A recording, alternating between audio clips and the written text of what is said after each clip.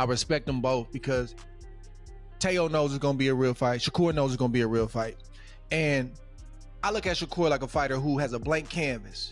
I think it's a great matchup. I'd probably have to favor Shakur in now points. But like I said, Teofimo, one hell of a fighter.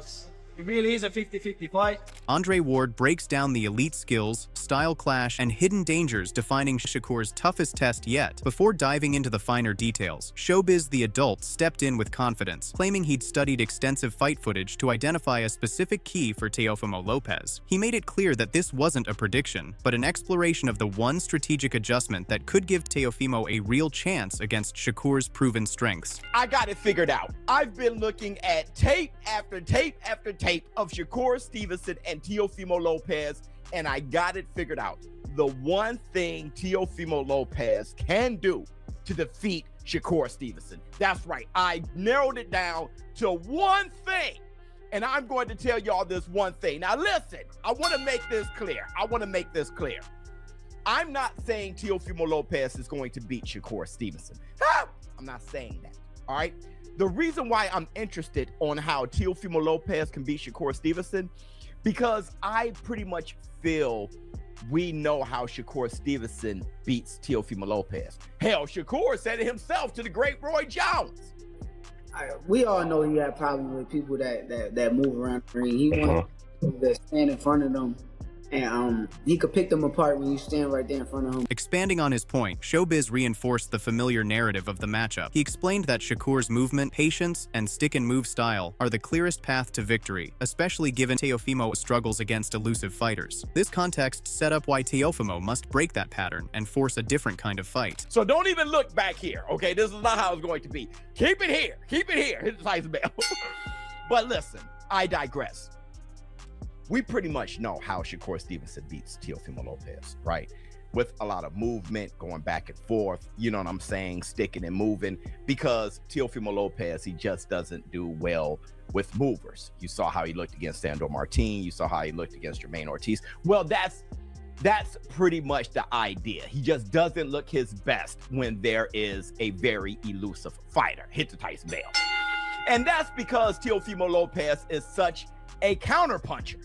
And Shakur Stevenson, he just said yesterday he's dialed in, and he hopes Teofimo Lopez is dialed in too. You already know. I promise you already. Teo better be working. Because I promise you I put in so much work this camp. Let's do it. Following the perspectives of Showbiz the adult, Andre Ward emphasized mutual respect between both fighters, calling this a genuine, high-level matchup. He framed the fight as a contrast in styles, Shakur's creativity and adaptability versus Teofimo's structured approach and explosive power, setting the stage for a technical yet dangerous battle. I respect them both because Teo knows it's going to be a real fight. Shakur knows it's going to be a real fight. And I look at Shakur like a fighter who has a blank canvas. He's got the IQ, he got the experience, and the athleticism and the skill set where he can paint any type of picture he wants to on a blank canvas. When I look at Teofimo Lopez, he's almost that.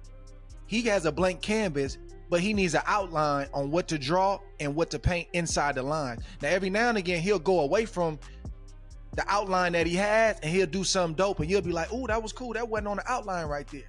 But I don't think that he can create on the fly like a Shakur Stevenson. But what he does bring to the table and what Shakur does have to deal with is explosive power, quick twitch, muscles, and the type of punches that he likes to throw. Continuing his breakdown, Ward shifted the focus to footwork and in-fight adjustments. He acknowledged Teofimo's solid movement, but highlighted the gap when it comes to adapting under pressure, especially against elite opposition. This comparison further sharpened the contrast between Shakur's fluid adaptability and Teofimo's effectiveness against lesser fighters. Teo doesn't have the foot game that Shakur has, but he's got a decent foot game. So Shakur has a lot to deal with as well. But I just think that when it comes to creating on the fly, making adjustments on the fly, Teofimo Lopez looks like the better boxer when he's facing an inferior fighter, an inferior boxer.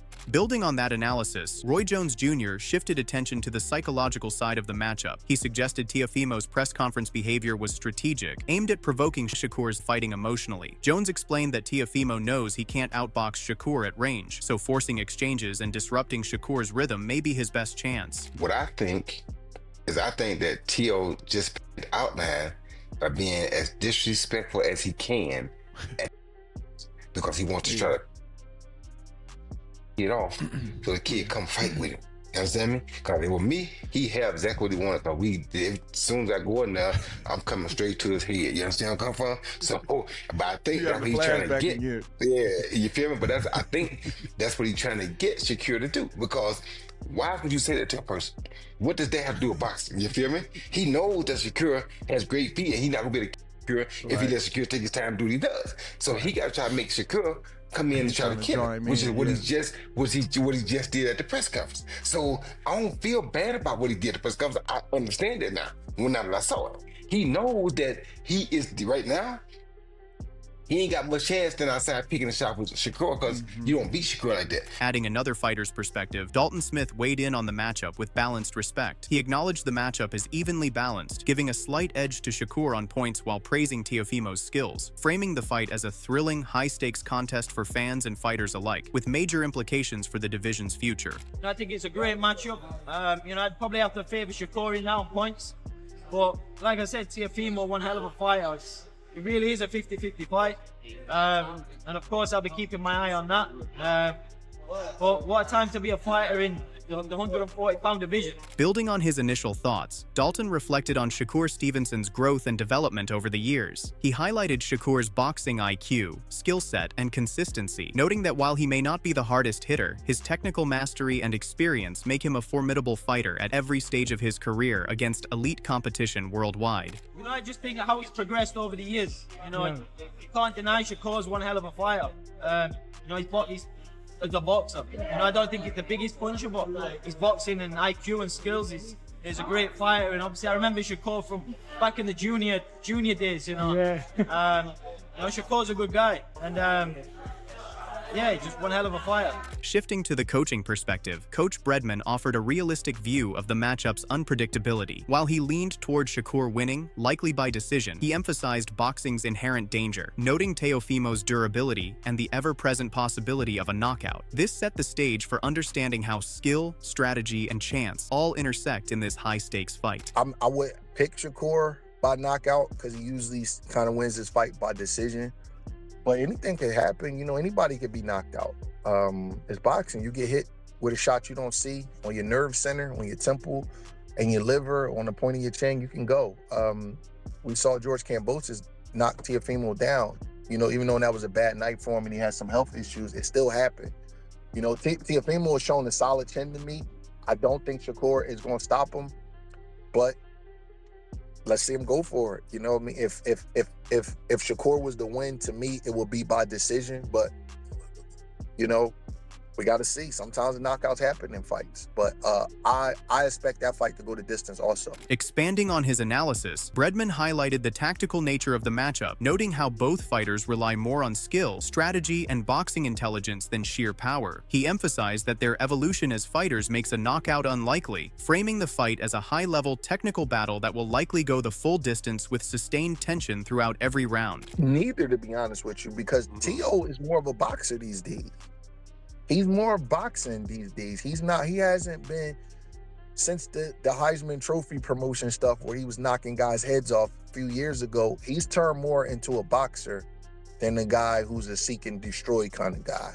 So I think right now he's more of a boxer with heavy hands than the seek and destroy guy he was earlier in his career. So I don't see either guy scoring a knockout in this fight, but I am looking forward to it because I think it's going to be a high skill level on display. But I don't think either guy will score a knockout in this fight. I think it's a distance fight also. Before sharing his technical breakdown, Timothy Bradley Jr. set the stage by highlighting the importance of strategy and movement in the fight. He framed the matchup as one where positioning, footwork, and timing would be just as critical as punching power, signaling that the upcoming analysis would focus on the fighter's skills and tactical approach rather than just their offense. Anyways, I've had some time to really just analyze Shakur, analyze Teofimo Lopez, and you know, I want to talk to you guys about some things. You know, first of all, this is something you probably only gonna hear here.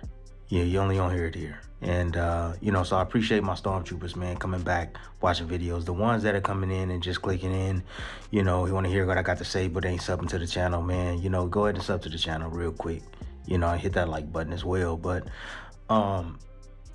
this fight right here is going to be about feet. That's what it's going to be about. And Tim, what do you mean by that?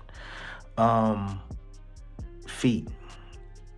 One thing you got to understand about boxing, right, is you can, you know, I mean, punches got to be thrown. I get that, you know.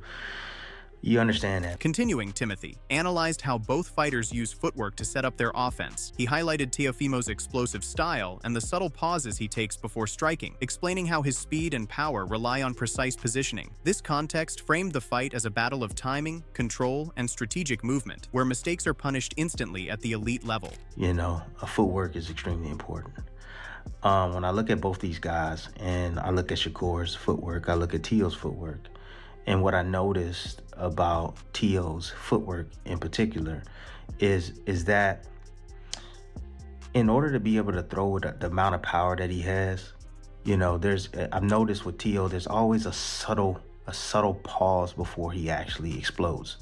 And Teo's a guy that likes to explode into contact, like to explode into his opponents, man, to land his offense, you know. Fast, you know, twitchy type muscles, you know, fibers, you know, he's extremely fast. Shifting to a broader perspective on skill and legacy, Bernie Thaw Boxer assessed where Shakur Stevenson would stand if he wins the fight. He placed Shakur among the top pound-for-pound fighters, noting his potential multi-weight titles and accolades, while also comparing him to other elite talents, highlighting both skill and versatility as key factors in evaluating a fighter's overall standing. First of all, you know, especially I think if Shakur beats Teo, he should be number 4 at least.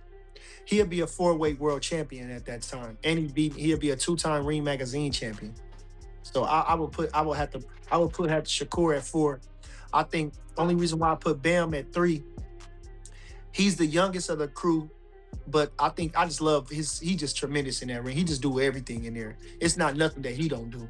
So I like Bam all the way around, just all the way around.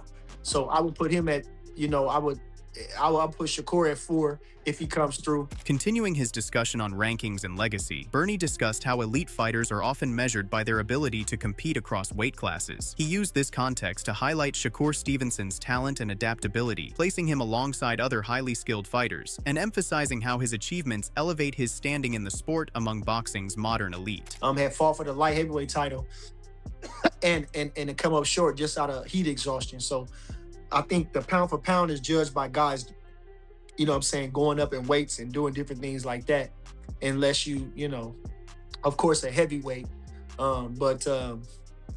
So, and I think when you have those type of skills like a Sweet Pea Whitaker, you know what I'm saying, you can jump weights like that. You can go as high as junior middleweight, you know, and do things like that. So I will have to put those 2 guys out, and I will boost those other 2 guys up. I will boost Shakur, and I will boost Devin up into those positions. Reflecting on his sparring experience, Shakur Stevenson shared his perspective on testing his skills against a partner. He emphasized that while the session provided some insights, it didn't reveal major surprises, highlighting his confidence in understanding opponents' tendencies and maintaining control in the ring, and staying mentally composed under pressure at elite level. It was cool. It was cool. It wasn't really too much to gauge from. So we got in there. I felt like I got off. He probably felt like he did something. So from my memory, I felt like I said, I know he can't beat me. Shakur Stevenson then reflected on the types of opponents that challenge him most. He contrasted fighters who pressure him constantly with those who box and give him space, explaining how overcoming a challenging style prepared him for his next matchup. This set the stage for his excitement about facing a strategic, technical opponent, where he can showcase his skill and ring IQ. I think, like, styles-wise, I think that Zepeda's style is the style that's supposed to give me the most trouble. Like, guys that box and give me time to think is the guys that's gonna have a fit with me all night. But the guys who press me and put me against some ropes and throw a million punches, that's the style that's supposed to give me trouble. So I went out there and I prevailed against that style, and now I'm fighting against a boxer which for me, it just makes it more fun. I don't have to deal with a guy trying to like wear me down so much. Right. So now I gotta play chess. I gotta do what I do best, play chess. So After hearing from legends, coaches, and fighters themselves, it's clear this matchup goes far beyond raw power. Shakur Stevenson brings exceptional adaptability, precise footwork, and elite ring IQ, able to adjust and outthink opponents in real time. Teofimo Lopez counters with structured aggression, explosive speed, and heavy-hitting power, making him a constant threat. This fight promises to be a true chess match inside the ring, where one smart adjustment could change everything. Fans should expect a technical, high-level battle that could go the distance, with every punch, feint, and movement carrying major consequences for the outcome. Who do you think will have the upper hand in the ring? Shakur's precision and movement, or Teofimo's power and aggression? Drop your prediction below and tell us why.